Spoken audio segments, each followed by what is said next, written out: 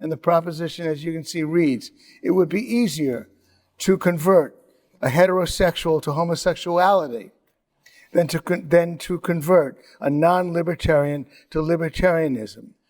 So that's the resolution. It would be easier to convert a heterosexual to homosexuality than to convert a non-libertarian to libertarianism. And you are asked to vote yes, no, or undecided on the resolution. If you're heterosexual who's become homosexual, you may have a particular bias on that one. Who knows? If you were once a non-libertarian who's been converted to libertarianism, you may have a bias on that one. Vote your bias, vote your heart on that particular idea. Proposition yes, no, or undecided. And then you're going to hear from our two debaters, and you're going to be asked, have you changed your opinion in any way? Are you still undecided? Are you still a no? Are you still a yes? Or have you altered your opinion? So that's the game we're going to play this afternoon. And our two debaters are going to take the affirmative and the negative side of those resolutions. You're going to hear them out, and then you're going to vote once again. So while you're still deliberating your vote, I'm going to bring our debaters to the stage. Speaking for the resolution is your hometown man, Jeremy Kauffman. Jeremy, please come to the stage.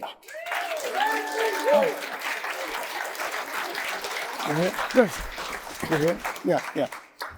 Speaking against the resolution, Matt Kibbe. Matt, please come to the stage. Yeah. Sit fine. Yeah. Okay. Now everybody is timed, and Jeremy, you're going to have 17 and a half minutes to speak in favor of the resolution. It would be easier to convert a heterosexual to homosexuality than to convert a non-libertarian to libertarianism. Brett, please close the voting.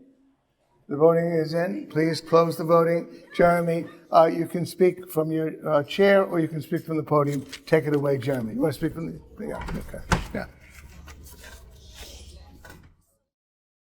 Thank you. Thank you for having me. Thank you for putting this debate together, Gene.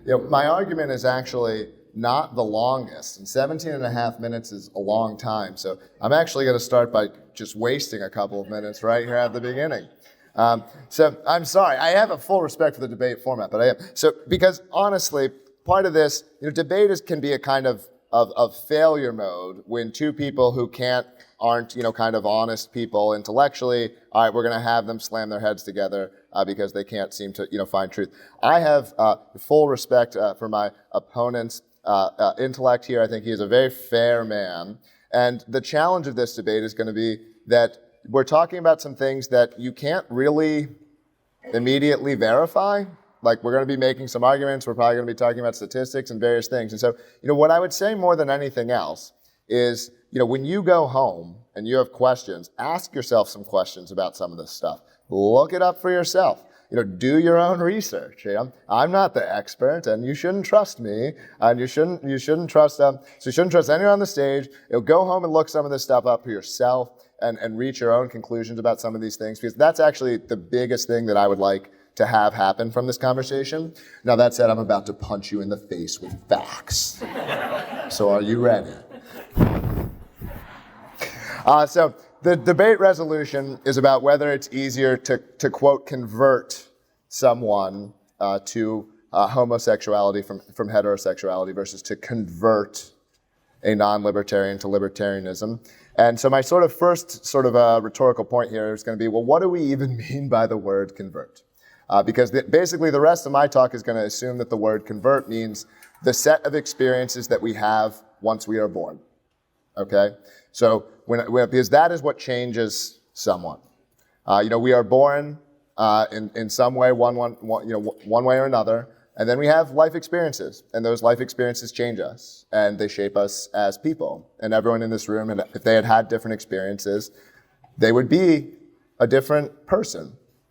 Everyone here would be a different person if they had different experiences. I would be a different person if I had different experiences. So no one's really questioning that. And so it's a question of the set of all of the experiences that we have, how much of those experiences impact the question of whether you become a homosexual or you become a libertarian, right? There's pretty much no set of experiences that would make, I'm not looking at any member in the audience specifically, but maybe I am. There's pretty much no set of experiences that would maybe make the person I'm looking at be 7 foot tall, right? That was not a problem.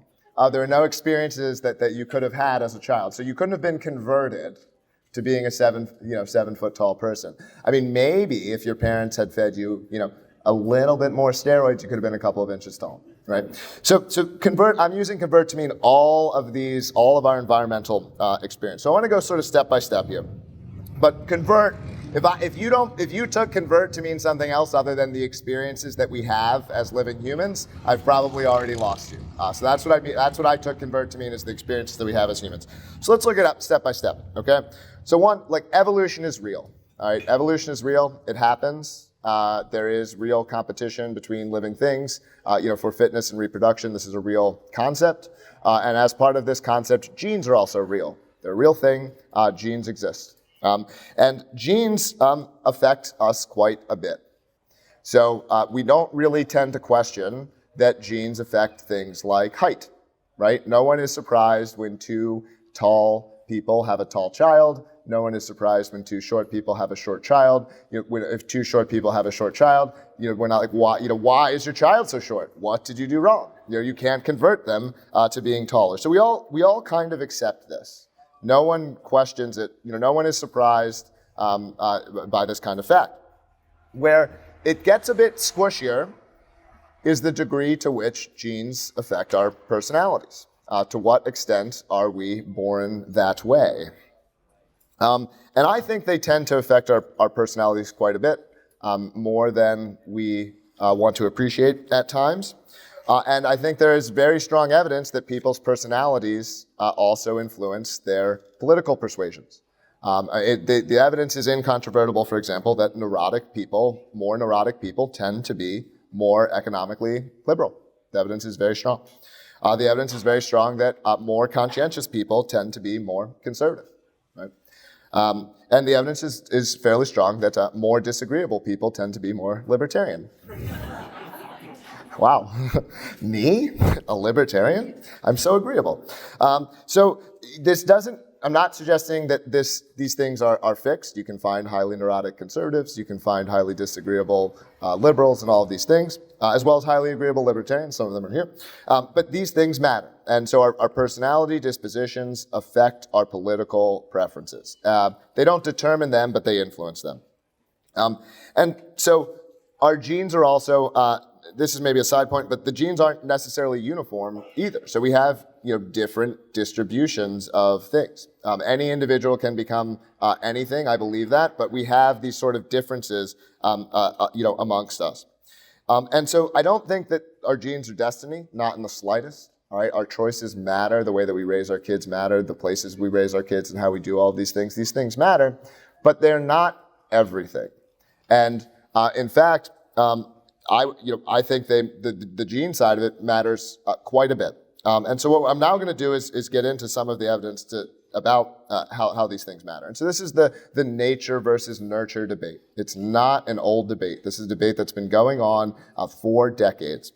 But I think we now have some very, very strong evidence about how much nature matters.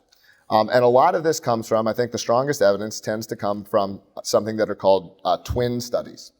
And so twin studies compare fraternal twins as well as identical twins. So identical twins share their genetic code completely. They have completely identical DNA. Fraternal twins share parents, but they don't have identical DNA. And so we can look at how do identical and fraternal twins who are raised together, how do they differ in various things? So if the identical twins end up much more similar than the fraternal twins, we can kind of infer that that was related to their different genetics.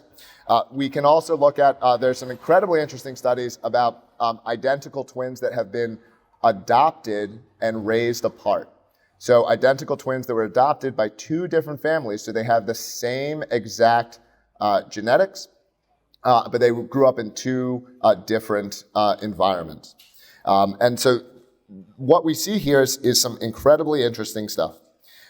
So we know, if you look at this, it doesn't shock us that height is very genetic. And so you can make estimates. You can look at the correlations between the identical twins and the non-identical twins, and you can make statistical estimates about how hereditary various attributes are of us as humans.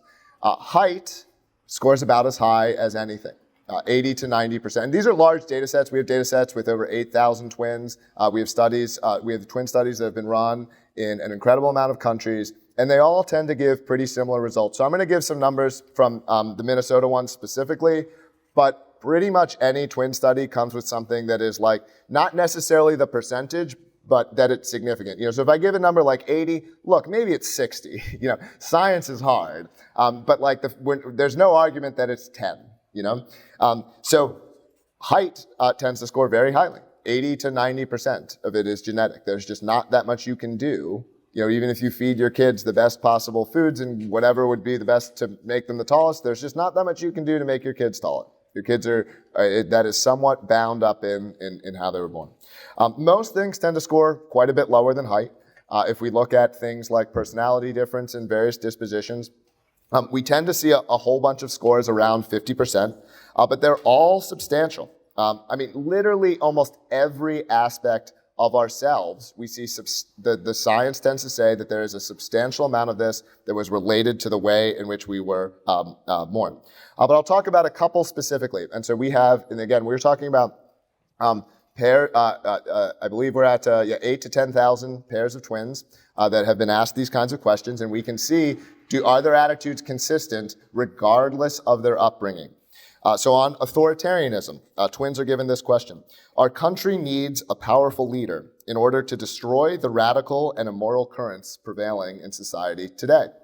Right? I'm guessing no one here agrees with that statement, right? Well, you have lucky genes.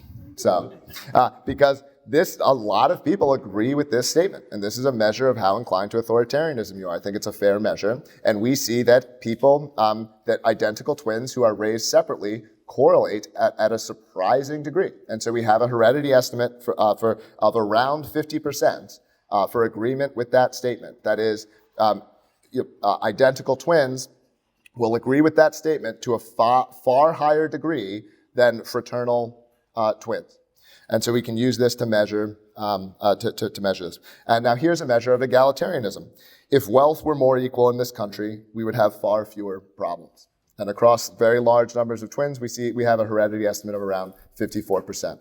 Now these estimates are tricky, and so I don't think you should go take away from this, 54% of belief in egalitarianism, that's just genetic. That's not what these things are actually saying, but we can kind of use it as a relative ranking of how influenced by our genes these various concepts are.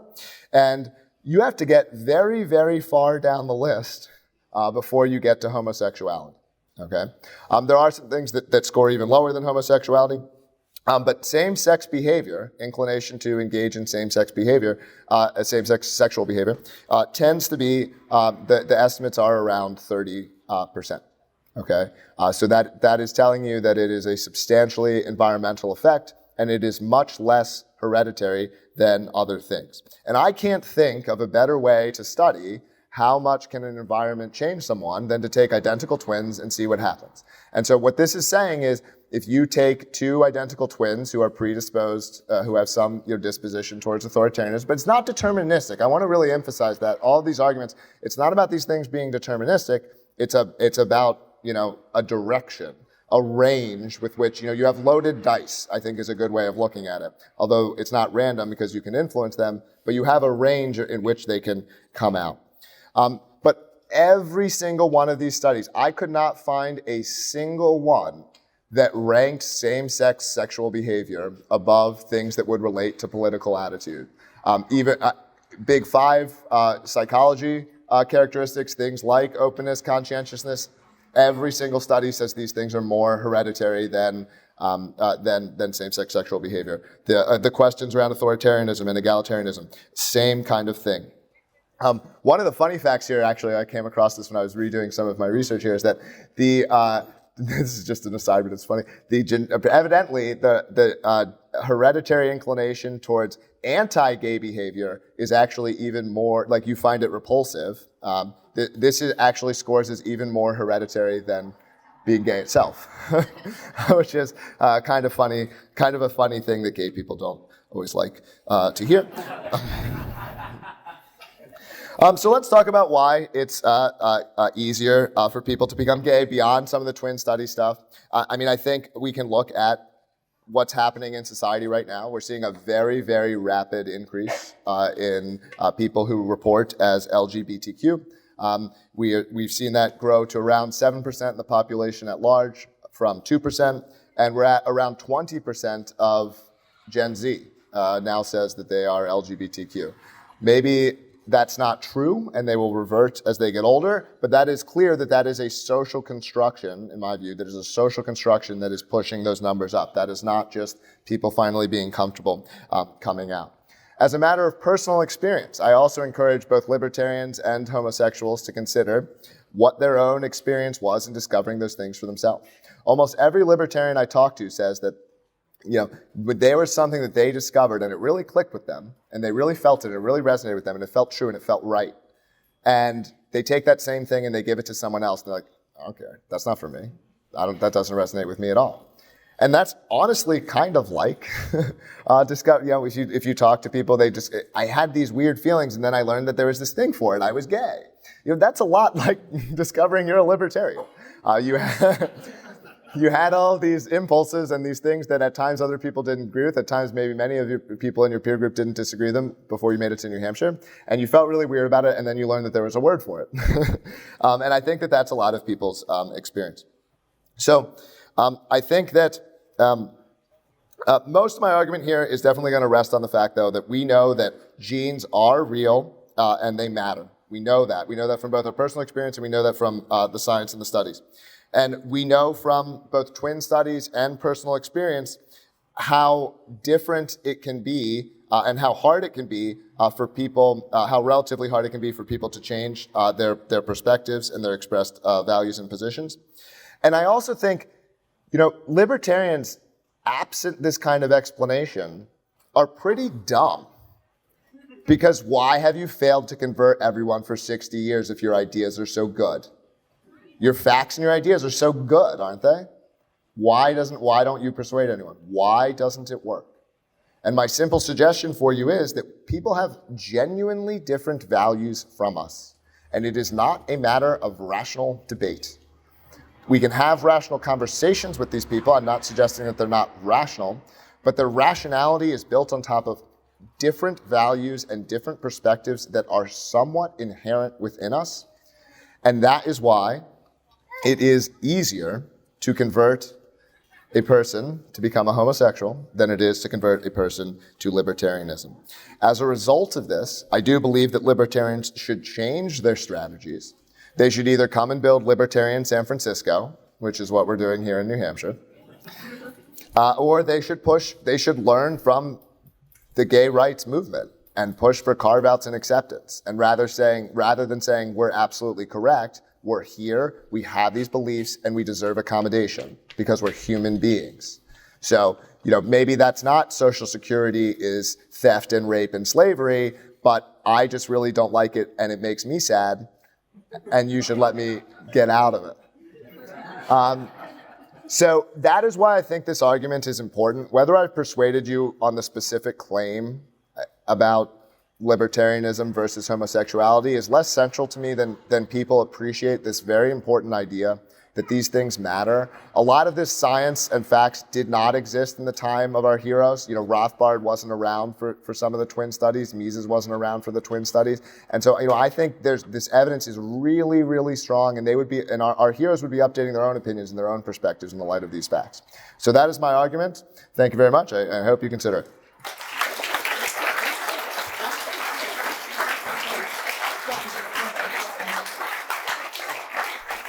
Thank you, Jeremy. Speaking for the negative, Matt Kibbe, 17 and a half minutes. Take it away, Matt. I had a malfunction already. Yes. So I got to start off by pointing out that I'm going to punch you in the face with the facts is the penultimate libertarian strategy on almost everything. We're so good with our logic and our reason and all the books we've read, I've read those books too, that we just want to berate people with the knowledge that we have, the facts and the figures and the data. I would slightly adjust what Jeremy's title should have been. I'm going to punch you in the face with data, because that's what he did to me just there. But I appreciate the libertarian spirit of relentlessly badgering me until I submit and realize, oh, maybe I'm a libertarian after all. And I want to define some of the phrases that we're debating here, and I think a lot of it is going to be semantics, and how you read the question and how you hear the words that we're using is going to affect ultimately where you fall down on this question. But the first part of this, I'm going to focus on the word conversion, because it triggers me. I think of conversion therapy, the pseudoscience of beating either mentally or physically the gayness out of somebody. And I hope most of us think that is not a useful project. It's an abhorrent thing that is part of our history. And my sense, I haven't studied the data, but my sense is that if you're gay, you were born that way, and that's how you're going to live your life. Libertarians, on the other hand, I think is a much more complicated question. And I want to start by asking a question. How many people here feel that they were born libertarian? How many people here, conversely, have a story about some experience they had, positive or negative, some book they read, some community that they gathered in where they realized, you know what, those values make more sense to me, and I think I've been wrong this whole time? Okay, I'm done then. Thank you. You know what's funny about this gathering? Like, I think we're almost all libertarians here. But even in the context of this beautiful community that they built with the Free State Project, have you noticed that sometimes we argue? Has anyone noticed this?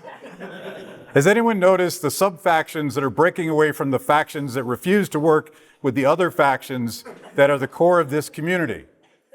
And I think that's kind of interesting, because apparently we don't even understand what the word libertarian means, or at least we don't agree on what that means.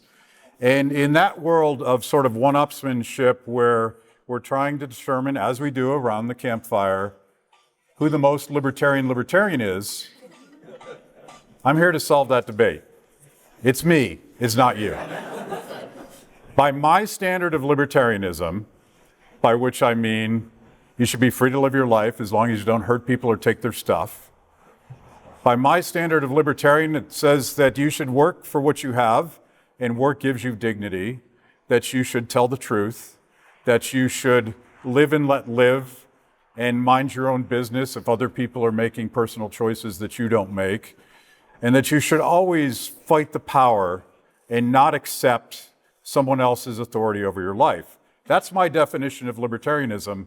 And I'm going to go through the audience after this talk and prove to each one of you where you've fallen down on those principles. But of course, that's ridiculous, and I'm joking, because I think we're in the most libertarian-centric community right now, because we've all self-selected to be here. We've all had an experience somewhere or another. But even amongst libertarians, and I'll do this better at the rant that we're going to have, I think, on Saturday. Do you notice, I think one of the core issues that would define whether or not you qualify to be on my team of libertarians was whether or not you thought it was a good idea for the government to lock people in their homes and to force them to take a vaccine, to tell them that they were not essential.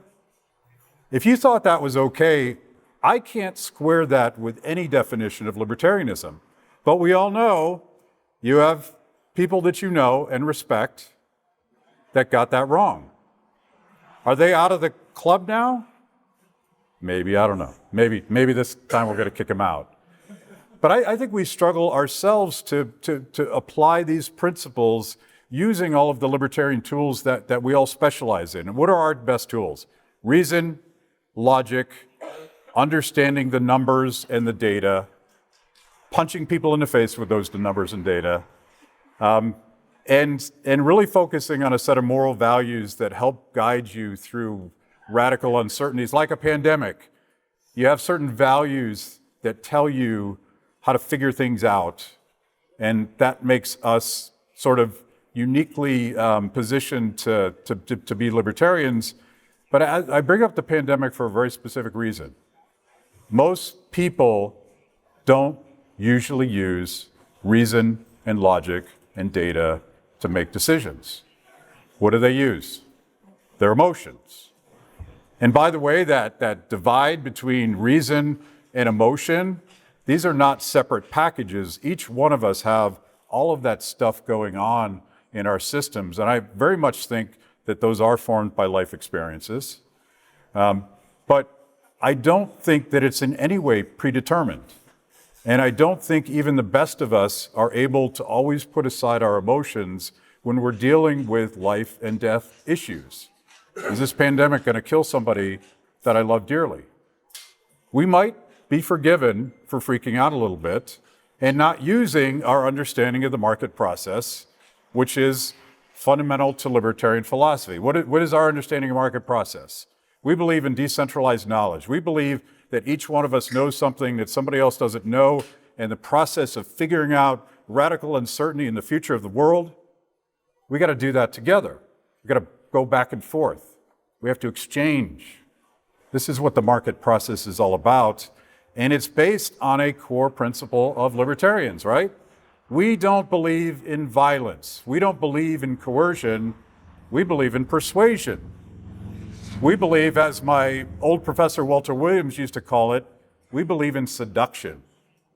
And you've seen a lot of seduction in the marketplace over here. If you're trying to get the best grilled cheese, there's going to be some hot offers. It's going to be awesome. But no one's allowed to pull their gun and say, you got to buy my product and not theirs, unless you happen to be Pfizer, and that's a story for the Saturday rant. So I think we shouldn't be predeterministic about this. I think we should understand that human beings have a lot of those values that I talked about. It's built into our system. And I particularly think that the American system and the founding and a lot of things we've been talking about this whole thing, those are based on those values of individualism and hard work and responsibility and respect for your neighbor. And these are things that your mom taught you, right? This is not radical libertarian shit that you read in Rothbard. Well, you probably did read it in Rothbard. So the reason this debate matters, which I've already won, by the way, sorry. But the reason this debate matters is precisely the reason that Jeremy brought up, because we're not big enough. We're making beautiful traction for all of the things that we'll complain about and all the things that we're worried about that's happening in the world, in our country, in our state. Things like the Free State Project are a tremendous example of what happens when free people get together and cooperate and innovate. And despite all our arguments and factions and sub-factions, we're doing something that's quite beautiful here, right? And this project is worth defending. But I don't think it's the only way to go. I think that it would be foolish to suggest to all libertarians that they must fall in line. Who's into falling in line? Anybody? Because the data says we should fall. There's always one guy. But there's other beautiful experiments. I love the guys in the Free State that are running for office and taking over the Republican Party. I think that's a useful project. I love people like Rand Paul and Thomas Massie who are in Washington, D.C., getting their ashes shred every day, throwing your body in front of the train. I think that's a useful project, and I think everybody in New Hampshire would be worse off if we didn't have them doing that. Now, I am a recovering political activist. I am a recovering public policy guy. I used to eat budget numbers for a living and spit them back out. I don't ever want to do that again, in large part because I don't think anybody cares. If I can show you that those $6 trillion that we just printed in funny money are going to create massive inflation, I would talk about that, but I think it's difficult. So what we have decided to do, my wife Terry and I and our team are here at Free the People, we have decided to get upstream of politics and policy and data sets and downward sloping demand curves and engage people at an emotional level with beautiful stories about what happens when people are free, or devastating stories about what happens when the government says that you're non-essential. And the reason we do that is we want to reach people who don't know about PorcFest yet. They don't know all those beautiful books that I read when I was a kid by Ayn Rand and Ludwig von Mises and Murray Rothbard. And they probably never will read those, but could they be turned on to those things through a beautiful story? Could that be their moment where they, you know what, maybe I was wrong. Maybe it's not a binary choice between two flavors of authoritarianism. Maybe there's a different way to do things. But we're not going to beat them, punch them in the face with facts. It's not going to work. We've done that. Everybody here has probably been punched in the face with facts, and it worked for you. But maybe there's limits to that strategy. And I'll give you two examples that I think prove my point. About 10 years back, I wrote a book called Don't Hurt People and Don't Take Their Stuff. And that was jokingly my attempt to translate Adam Smith's entire 900 pages of the theory of moral sentiments into a tweet.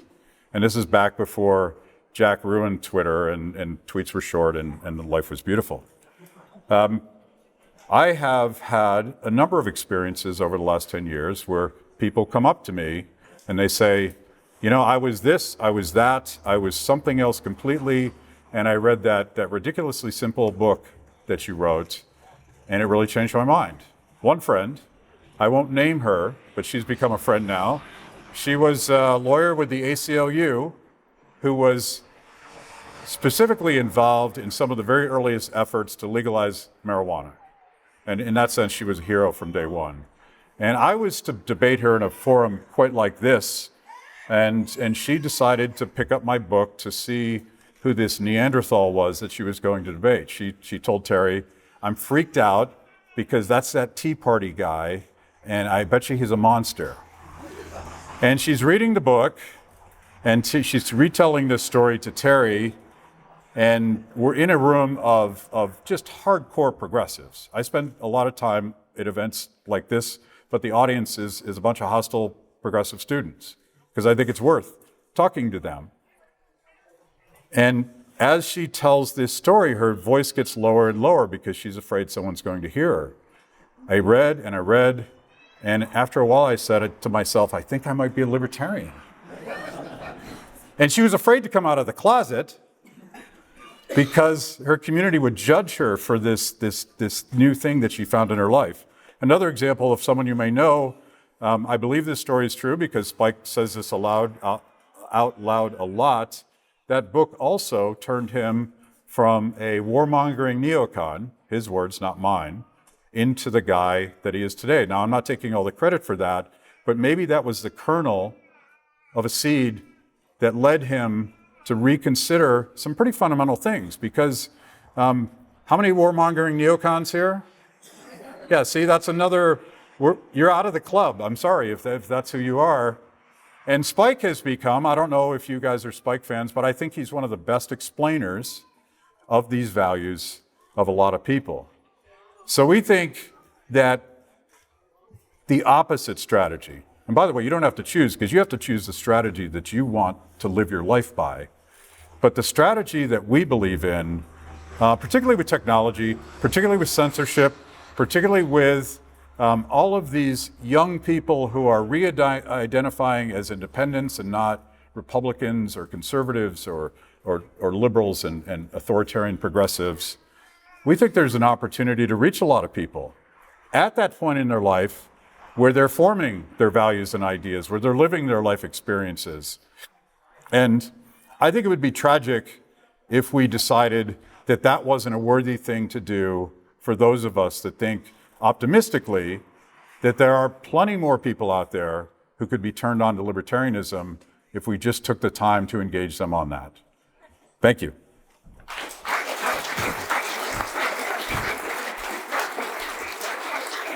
Thank you. Thank you, Matt. There will be a Q&A session, and there will be a mic. There is a mic in the middle row for you to line up with your questions. But right now, we're going to get to some brief rebuttals. Jeremy, you have as much as 7.5 minutes to rebut what Matt just said. Take it away, Jeremy. Yeah, so I agree with Matt on some of the things he said, actually. I agree with Matt about fact punching. I mean, libertarians like facts, but it's not the right way to persuade people. So I'm not here making that claim in the slightest.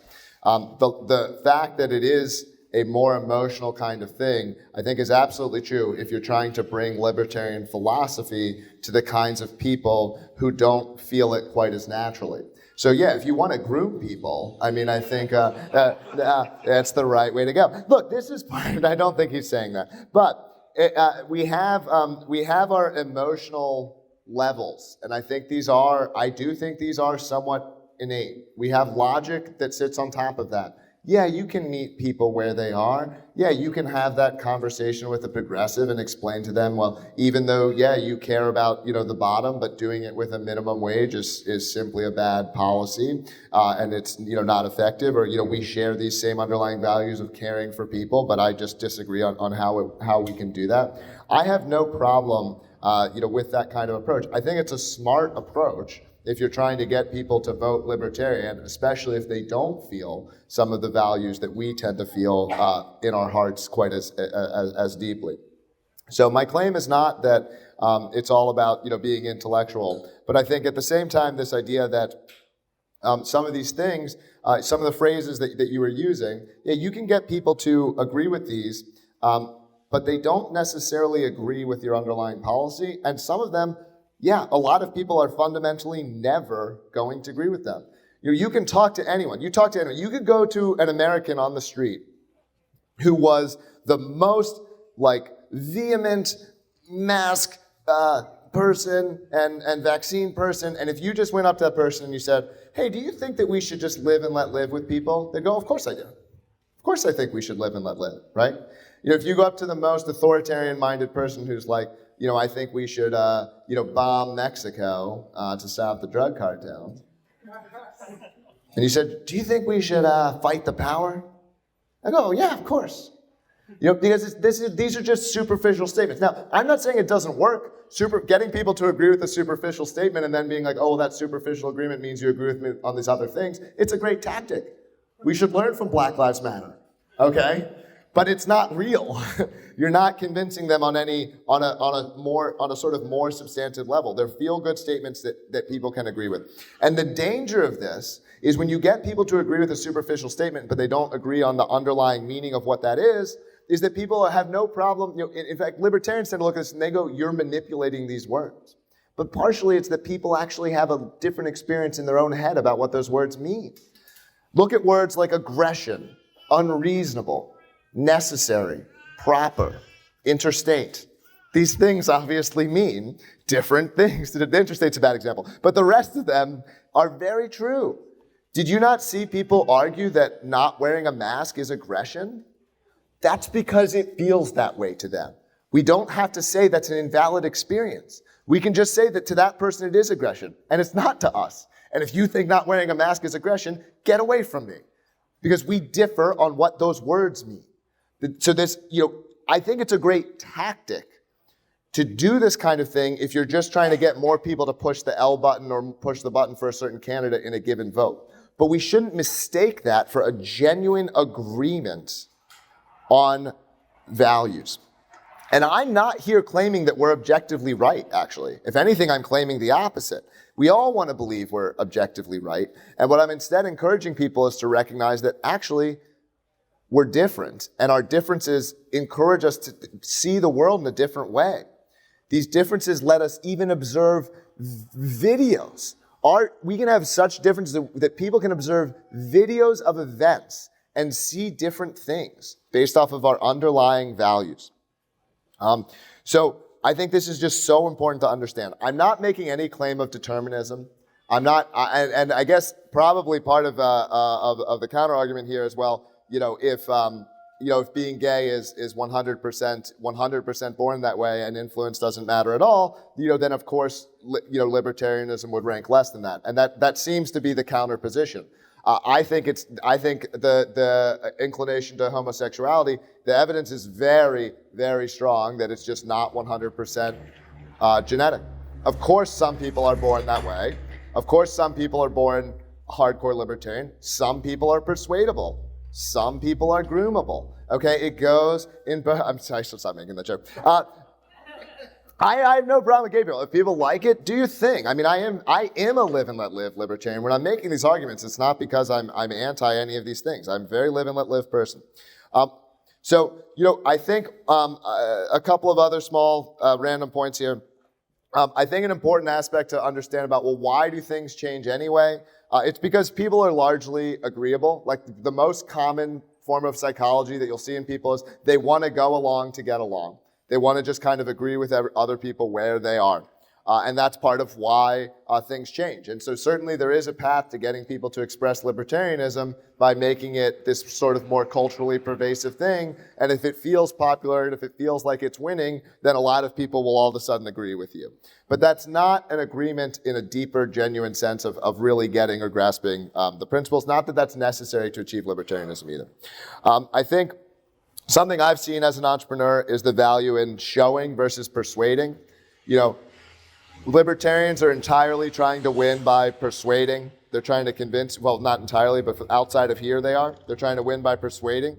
Here, I think we can win by showing. We can win by, and then that's arguably the best way to persuade people. You don't have to get them to convince them of some grand idea. You can just show them that it works. And I think that's very important. So, and I'm not against some of the other things that were mentioned. I think libertarians everywhere are great. I think what Rand Paul is doing is great.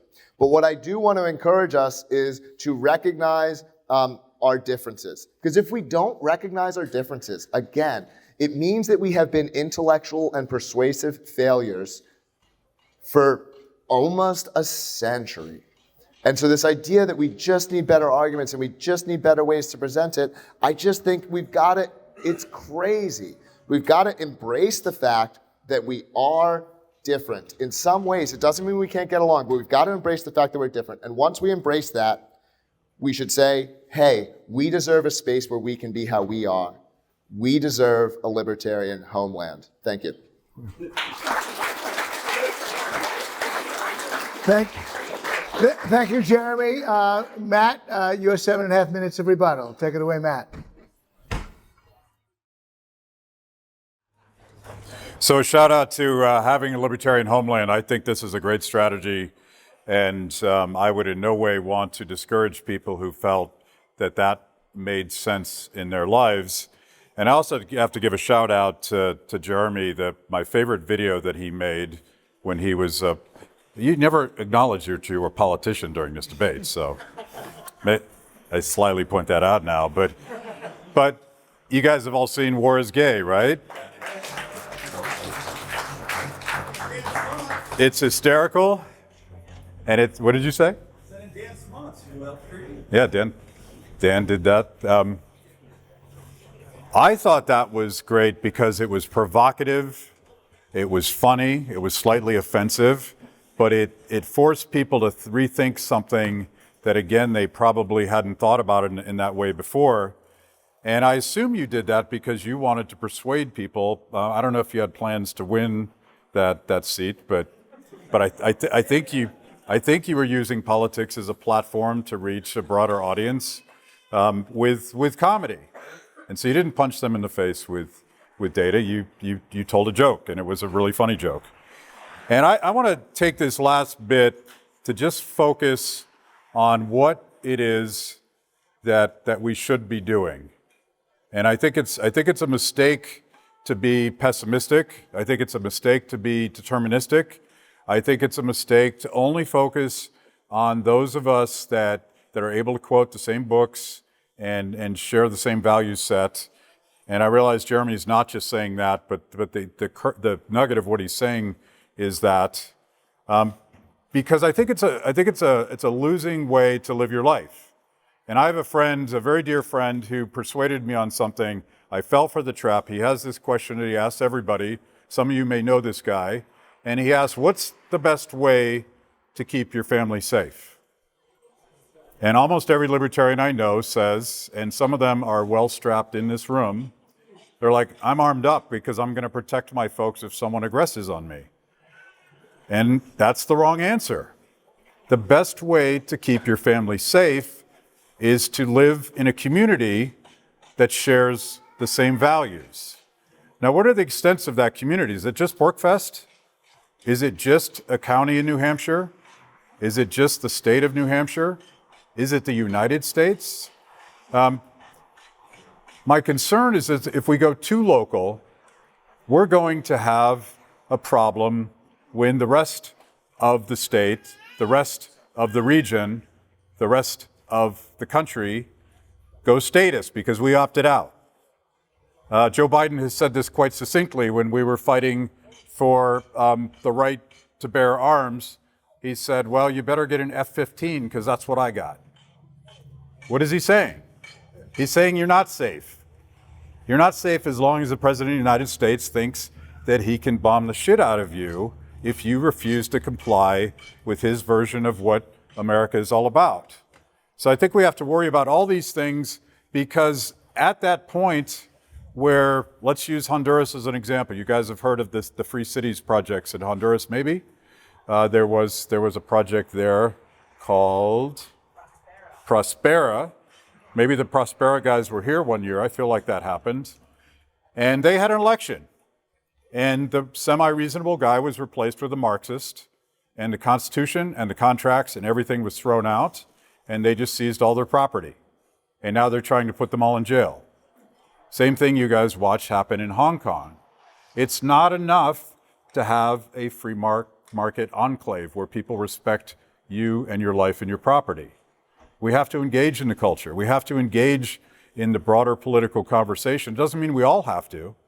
It just means that we should be optimistic about the possibility of turning millions of new people onto these values because the alternative looks like The Walking Dead or Game of Thrones or something bad.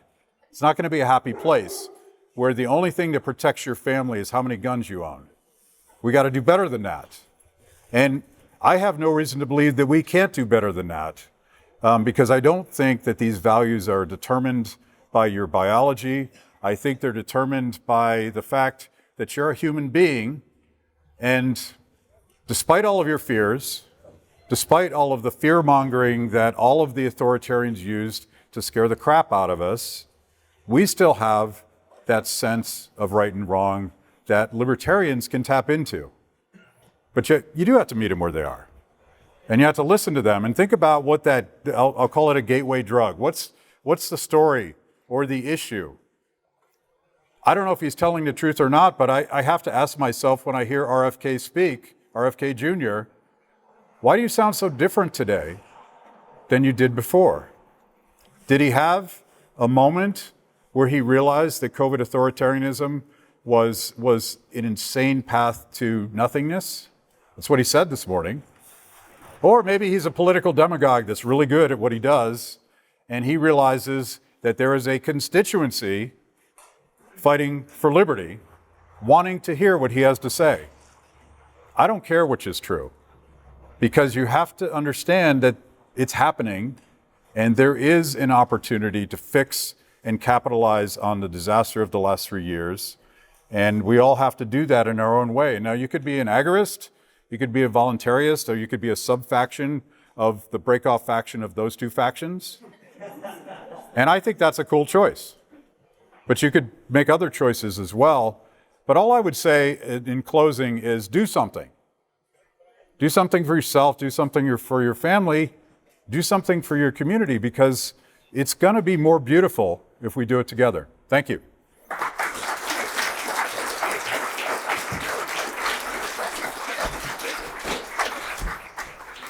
Thank you, Matt. We now go to the Q&A portion of the afternoon. And there's the mic.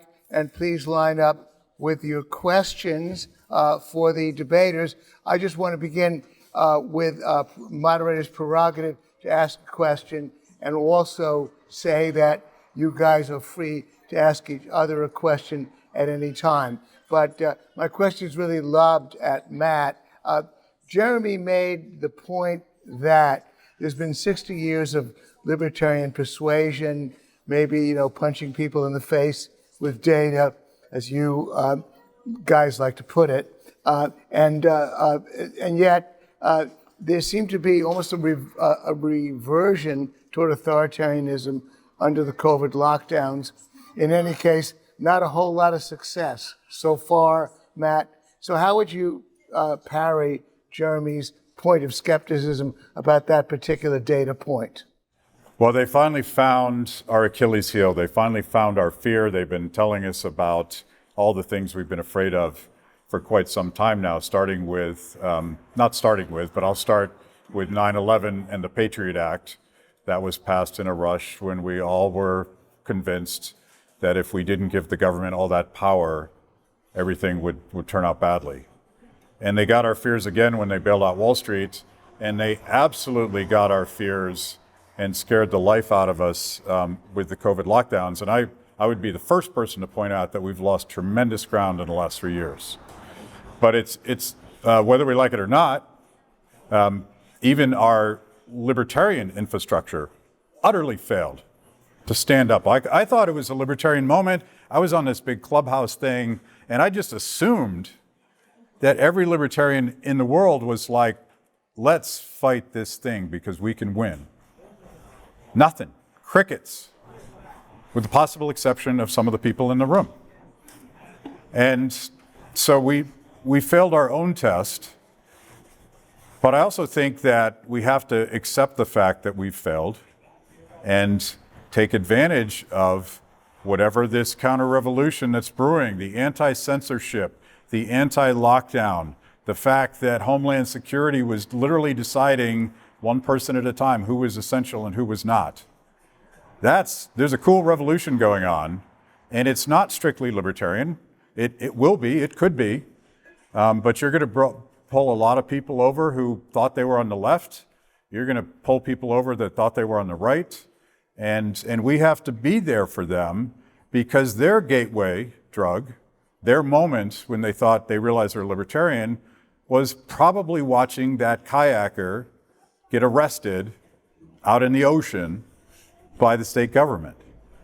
And at some point, somebody said, what the fuck? Let's go talk to those people. So I don't think, I could spend 6 hours talking about what we should be doing differently on strategy. I talked about some of that in my talk. I don't think it's really about data and figures. I don't think it's about economic logic. I think it's a broader, more human story about emotions, and I think the left has done that so well, and we should do it too. Do you have a comment on Matt Sanson? I don't accept that libertarians have. I brought facts and logic here because there's a crowd who likes it. I don't accept that the movement at large has only been leading with facts and data, and we've been losing because that's all we've been doing for 6 years. I just think that's just not true. I think that there are plenty of examples of attempts at emotional persuasion and other forms of persuasion, mimetic persuasion, other kinds of things that weren't just facts and logic. And I think that COVID, if anything, should be solidifying my point that, it should have been an eye-opening moment for libertarians to look around how their neighbors were acting and say, wow, that's kind of weird. I agree that it also wakes up libertarians who weren't activated yet. I agree with that part of it. But I don't think we should be looking at that, like, it should be reaffirming, maybe it reaffirms both of our positions, but I think it's that, to me, that's a big part of that is, these things were popular. Even a year into the pandemic, you can look at popular support for lockdowns and popular support for mask mandates. These were popular policies, even a year after people had been living under them. So I just think you can take that one and really put it in either direction, although I agree you should be sweeping up and trying to collect the people who had a problem with it. Okay, thanks, guys. Let's give it to questions, and maybe you guys want to jump in and ask each other a question. But I see a good lineup here. Please pose your question as a question, and no need to identify yourself. Address the person to whom you want to give the question, if such a person exists. Go ahead, take it away. Okay, I think the most important question is, Matt, have you ever personally, through personal interaction, converted a non-libertarian? Talk a little slower, go ahead, a little more. Have you ever, through interpersonal interaction, converted a non-libertarian to libertarianism? And Jeremy, have you ever converted a heterosexual man to homosexuality? Has Jeremy ever I can met- tell you for a fact I've turned several women gay. Yes, I have endless stories of people that tell me that they were radical progressives or warmongering neocons that have watched one of our videos or read my book or whatever, heard a podcast, and I hear that story all the time, and I take them at their word, and I think it can be done, and we should all be doing it. But part of it is, and hopefully this is a style that I would hope to encourage people, is listen first. Don't be the first guy to yell at them for being a warmonger, but listen to where they're coming from, and try to understand that before you do that. And our Achilles heel is always going to be fear. Like every argument we have with everybody is always, well, what about the Russians, or what about COVID, or what about this, what about that, what about the terrorists? Yeah, who'll build the roads? That's all I got. Yeah. Next question. So I think this is primarily for Matt, and correct me if I'm wrong, Jeremy, but your position is essentially that there's a certain portion of people who are going to be libertarian, and that's pretty much it, right? So Matt, from your perspective, is there a threshold which we can never get past? Do you agree with that premise, whether there's going to be a certain portion of the population, for example, there's stats out there that say people walk around with no inner monologue. Can we reach people in general, no matter what, and win them over? Or is there a threshold where we just cannot and never will surpass, no matter what the message might be? Well, let's start throwing people off the party boat. And I want to start with people alone in their Prius wearing a mask. They're never going to be with us, and we should absolutely banish them. So just to be clear, no, I am not making that claim.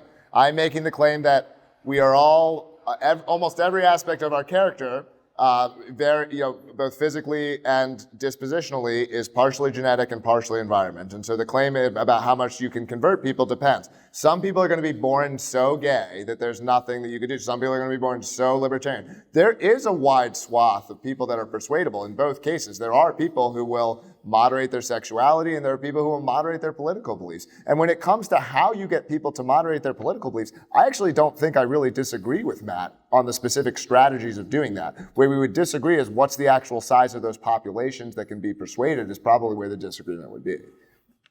Next question. On the subject of nature versus nurture and sexual orientation, you address genetics, which I don't think would be, it's not the total picture of, let's say, nature. I'm thinking of a book called Brain Sex that basically said it was hormones during, in utero, and that the male brain and female brain are different in two areas, cerebral cortex being one of them. And I wonder if that would change the percentages if that aspect of biology was considered. Yeah, so I think it's quite complex to get to the bottom of these things. And so there could be something outside the system that's influencing it in a non-natural way. But I think just a very straightforward thing to do is to do things like take identical twins, raise them apart. Well, not, again, this wasn't done personally. We didn't like take identical twins. And I wish we could, but it's a free market.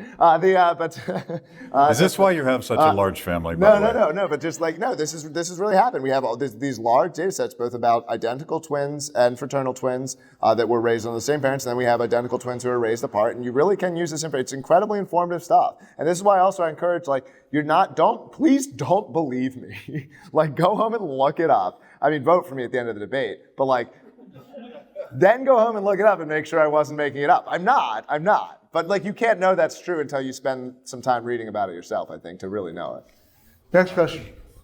So this one's primarily for Jeremy, but I'm interested in Matt's thoughts as well. One of the common criticisms of twin studies is that it doesn't include children raised by wolves, right? We're not actually just getting the amount of impact that genes have and the amount of impact that environment has.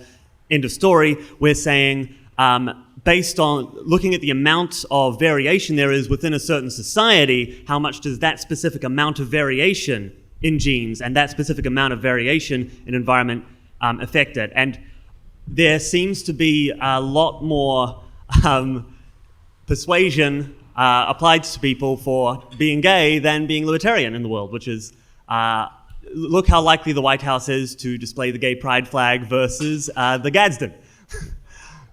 So yeah, my question, I meant to make it a question, is doesn't that make it possible that if we had a different set of persuasion that people were exposed to, that the numbers would look more favorable? Maybe it is possible that most people could be libertarian.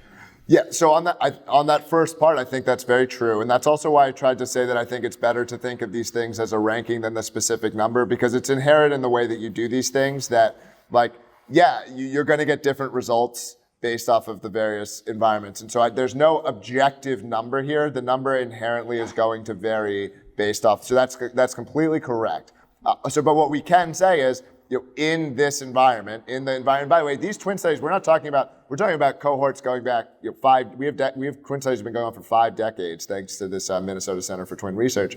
And so it's been a consistent effect for a long time. But yes, it is conceivably possible, and I hope that now everyone's going to hang on this one fact and believe that their original opinion was correct. But it is, you can get different heredity estimates in different environments, and you could construct different environments that could give you different outcomes. But basically, for the last 5 decades, the data that we have, it would be homosexuality is easier to change than political groups. Comment from you, Matt? No? No, okay. Next question. Jeremy, was War born gay or was it converted? I didn't hear. Was who born gay? War is trans gay. No comment from you, Matt? Oh, I think definitely converted it, and I think the point of Jeremy's video is that it was shameless opportunism to tap into a popular political trend when our military leaders are literally telling us, we're going to blow up a bunch of kids, but we're going to do it the right way this time. Next question. Jeremy, can you directly address that twin studies alone may not account for birth order effects? And Matt, will you attempt to quantify how hard it is so that we can have a clear answer on how hard you think it is for both cases? Yeah. Yeah, look, to me, this is, how else can you answer these things? Unless we just want to guess, and I'm not, it seems a very, very reasonable approach to do this kind of thing. I think in terms of to what extent birth order effects matter, like, we don't see that many birth order effects on child outcomes, although we do see some. I don't see any reason, though, even there, that, especially when you're talking about twins, how the birth order there would be impacting outcomes. And I don't see a reason to believe it would make some major difference one way or another. So I'm generally skeptical of that level of specific quantification. And I think, as Jeremy has pointed out, and hopefully I've pointed out, every one of us is kind of a hot mess when it comes to being absolutely against authoritarianism, except in those cases where we're absolutely for it. But I think what you want to do is look at some data trends that I've noticed over the last 10 years that are the reason we started Free the People to engage that audience. One is the number of people that are registering as independents instead of choosing Team Red or Team Blue. And I think there's a lot of interesting data to mine in there. And I also think you look at the types of polling answers that are going to appeal to us and push on that more. Because those same people will say contradictory things in the next poll. How's the question framed? How are you feeling today? All of this stuff is radically in the air all the time. So look at data in the sense that it gives you some sense as a social entrepreneur, how am I going to turn people onto my position? But it's not a fixed data set ever. It's a moving target, because we are super complicated and we're going to react to our environment on a daily basis. I know you have a question for Matt. Let me oops, there's another third question. Okay. Let's have these 3 questions. There'll be enough time for your question, Jeremy. Take it away, gentlemen. Yeah. You guys are promoting ostensibly different methodologies for promoting your value set. What's been your direct experience? And I imagine you've both tried a little bit of each other's somewhat over the years.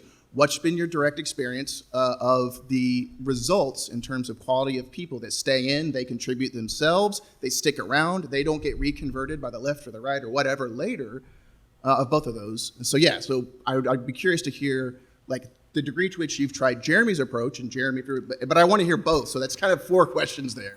All right. Well, yeah, I'll tell a short story. So I talked to a lot of people, and I grew up in non-libertarian environments. I spent a lot of my time in non-libertarian environments before I came here. And I'll just tell one short story specifically that came to mind. I used to like going around asking my friends how far back in time they would need to go to, like, they're going to get to be like the king or in the manor, so you'll be an elite in your own society, but you won't have travel. There'll be germs, you won't have running water, you won't have Netflix, all these comforts, right? And the vast majority of people who don't have libertarian inclinations will give you answers that's like, oh, of course, I would way rather be a king in France and give up all of these things. And way more libertarians tend to give the answer of like, no, I would rather work at McDonald's. And like, are you kidding me? Like I would give up all this stuff. Like, so libertarians tend to be much more comfortable with unequal progress than most people. As a very topical recent example, you could look at this stupid submarine discourse, this submarine that sank, and how many people are gleeful about it. And that's because libertarians actually tend to be less envious and less concerned about being at the top of the hierarchy. A lot of people, that's all they want. If I'm at the top of the hierarchy, I'm good. And that's their primary motivation. And anyone who is doing things and is high, they just want to attack them. And so I think that, yeah, that was an eye-opening one. I used to ask that question to people in my 20s. I probably asked it to hundreds of my friends. And it was eye-opening for me how different those answers would be. Any comment from you, Matt? Yeah, just very, very quickly. I have a very checkered career path based on this question of how do you change the world for the better? How do you promote these values that I fell in love with when I was 13 years old? I went from wanting to be an academic until I discovered academia was corrupt, to being a think tank guy, to being a technical budget advisor for the US Congress, to something more approximating what we do today. But I was a community organizer at one point, and you guys will vote against me now, but I was a Tea Party organizer, and the part that I learned there was how do you hold together a coalition of millions and millions of people with a set of shared values. There were all sorts of things we could have argued about, but we had 3 or 4 things, particularly in the first couple of years. You could wade into any Tea Party group in any area of the country, and they would tell you basically the same thing. We're here for fiscal responsibility, personal liberty, and constitutionally limited government. Nobody wrote those talking points, but it was a shared set of values that they had, and it didn't unravel until they started having arguments about political strategies, and they started bringing other issues in, and opportunistic politicians came along and sort of corrupted that beautiful value set that held us all together. I think that's a very important thing to do. I would love for younger people than me to spend lots of time building community. Shout out to Dennis Pratt, who gets his ass kicked every day. He's a freaking hero because he holds it together even when you guys, I know nobody here in this room does it, but sometimes Free Staters argue. Question? So my question's for Jeremy. Do you think that maybe one of the reasons why libertarians have a hard time converting people to libertarianism is due to the moderately high autism that we all have?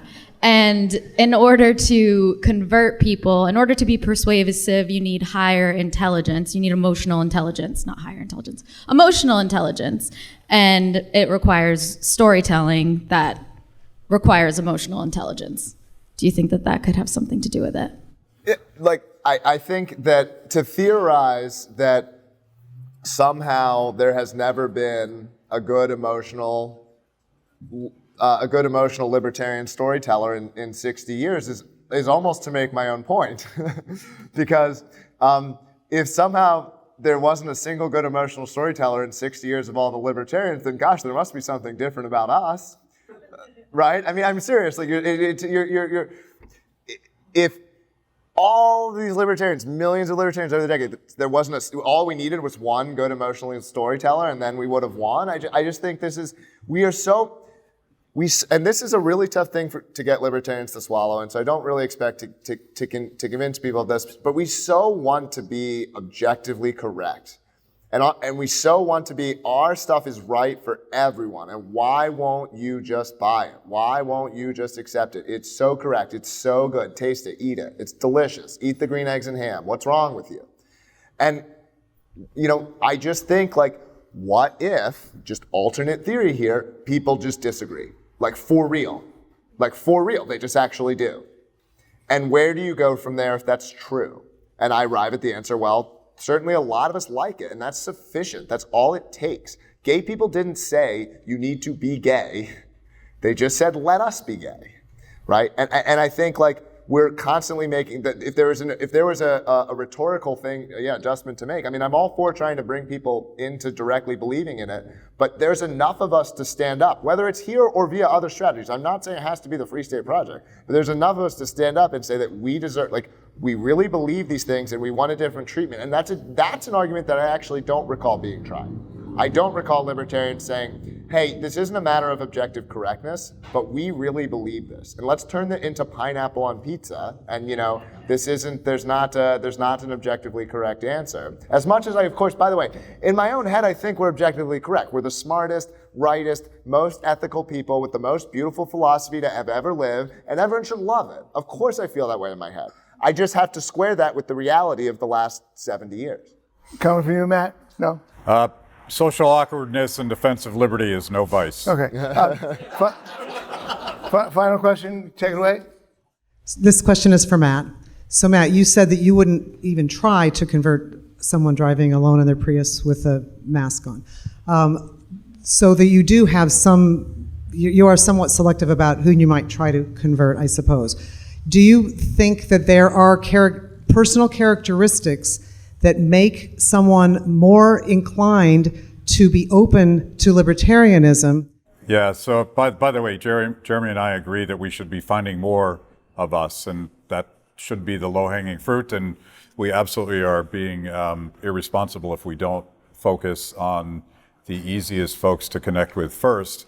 And I was sort of joking about the person in the Prius with the mask, but not really, because there absolutely is. I don't know how big the number is, but there is an authoritarian wing in humanity. We've seen what some of them do when they get power over the years, and I wouldn't waste any time with those guys. And you don't know who they are necessarily, but you can craft your projects and your messages in ways that you've already written them off. I don't care about that segment of the audience.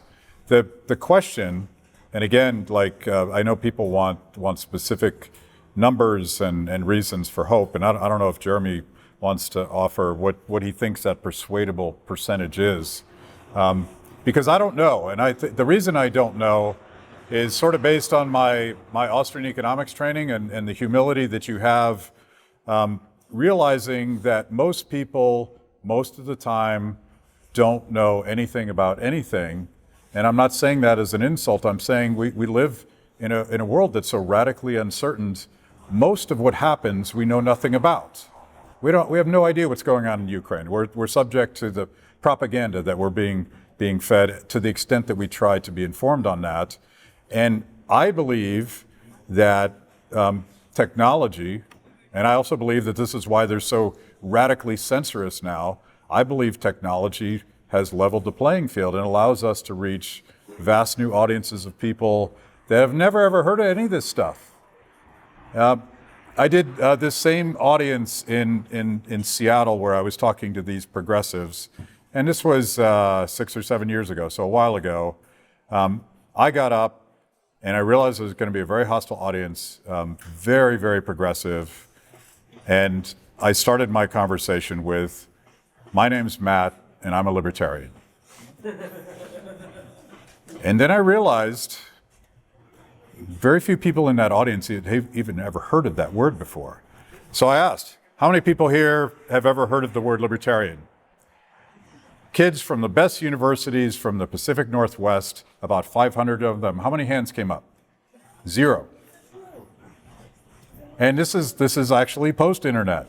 So I happen to think we're in the Wild West of engaging people. We don't know what the data set is because we don't know what the limits of curious people that are self-curating YouTube videos or watching Rogan or whatever it is they're doing to turn on things. I mean, even Jack seems to have found Murray Rothbard. On what planet was that going to happen? I think this is the Wild West, and we should embrace it with an open mind for people that 10 years ago we would have said, I don't even know how to reach those people. Final question. Let me give us, please ask the question. Please lead. You're on.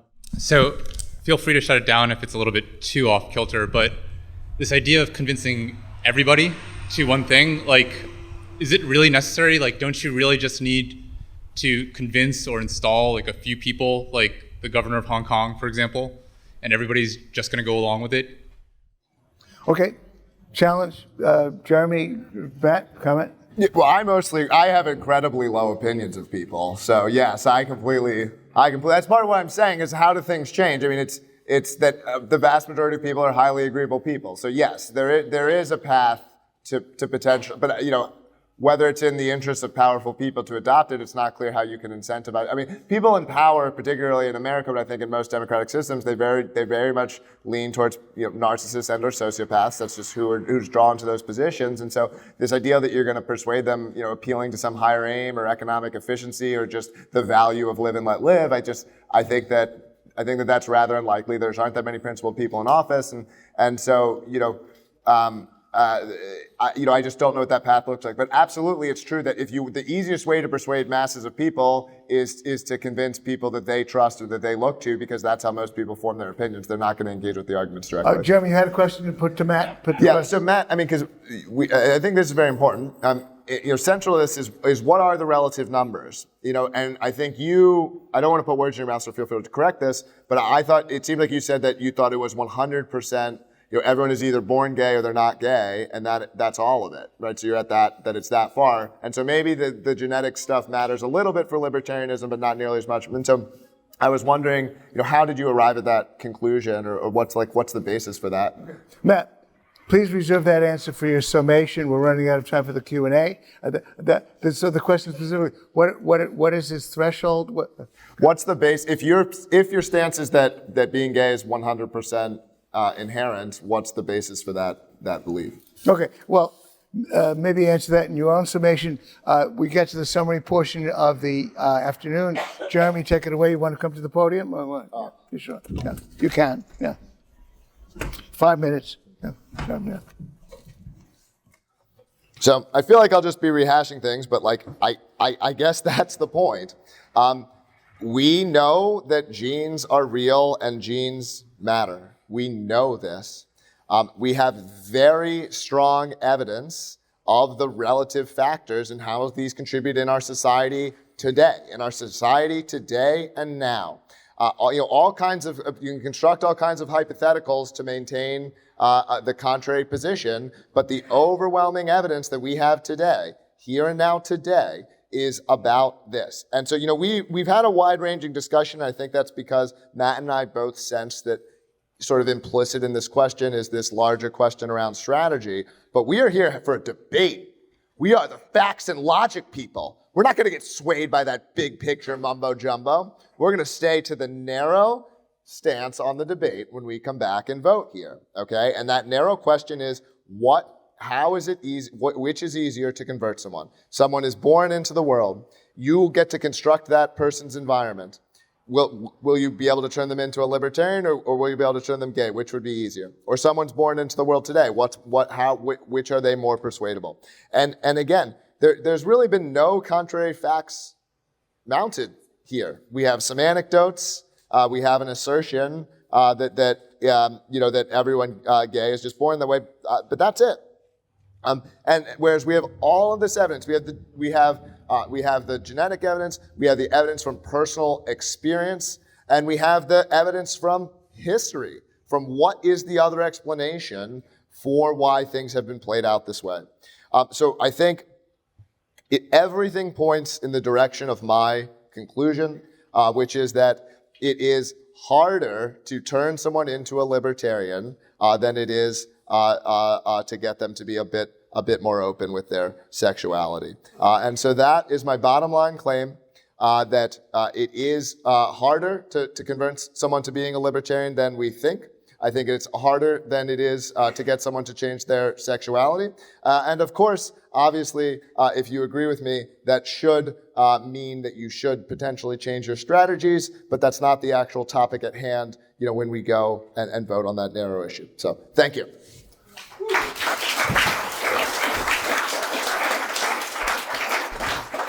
Five minutes for Matt's summation. Take it away, Matt. There's been a lot of clamoring for data sets and the science, and I would like to introduce a new data set into the conversation. How many people here were heterosexuals when you got here and are now gay? Okay.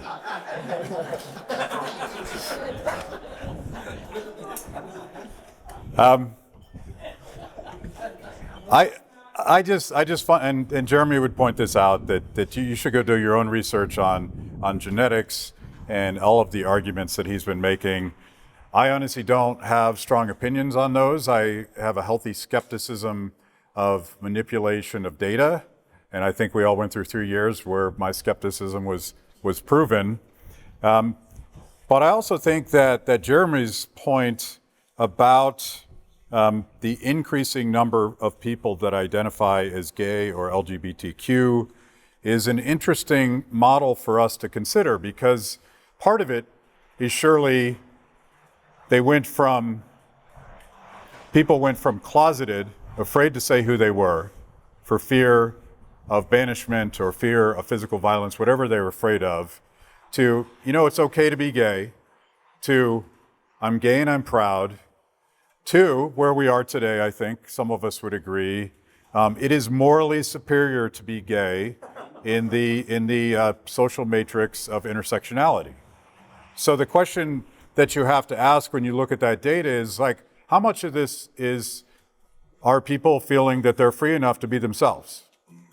How much of it is some form of political persuasion / coercion, where they're thinking that, it's cooler to be gay and my friends are more, I'm gonna have more friends, and I might even get political benefits from being in a certain category. Doesn't that make my argument, and not Jeremy's, that we could in fact engage in a cultural debate and get to the point, the one questioner aside about social awkwardness and spectrumy libertarians, imagine a world where it is super cool to be a libertarian. So much cooler than being gay. That would be awesome. And if you're gay and libertarian, you're like super, super cool. So I think we should make, again, this cultural journey together to try to reach new audiences. And I think the data is always open. I don't think it's predetermined. I don't think we will ever know for sure how many libertarians might be available to join our communities, either in whole or in part.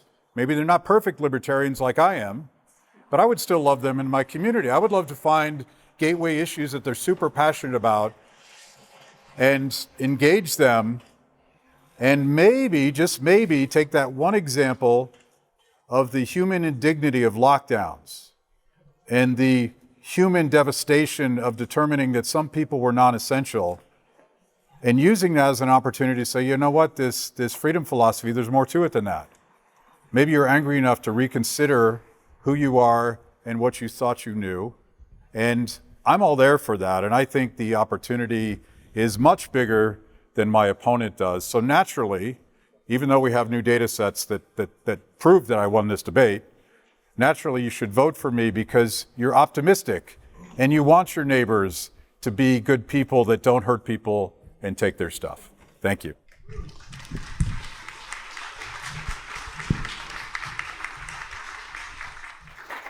Brett, please open the voting. Please put your camera down and open the voting. Please go back into sohovote.com,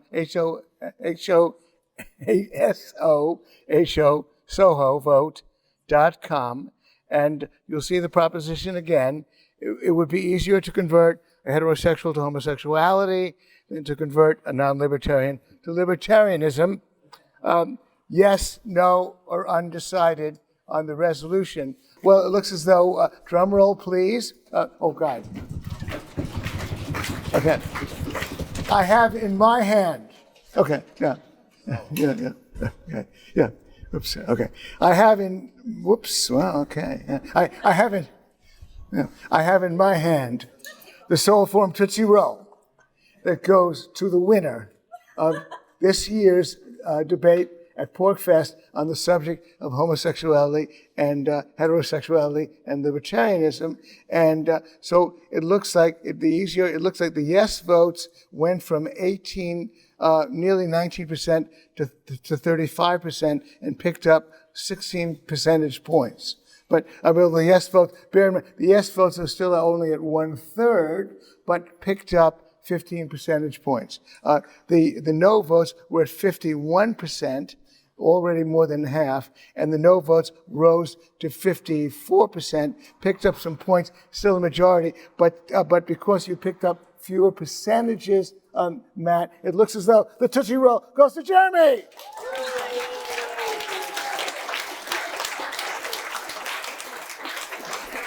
Thank you all, and hope to see you tomorrow here at the Billion.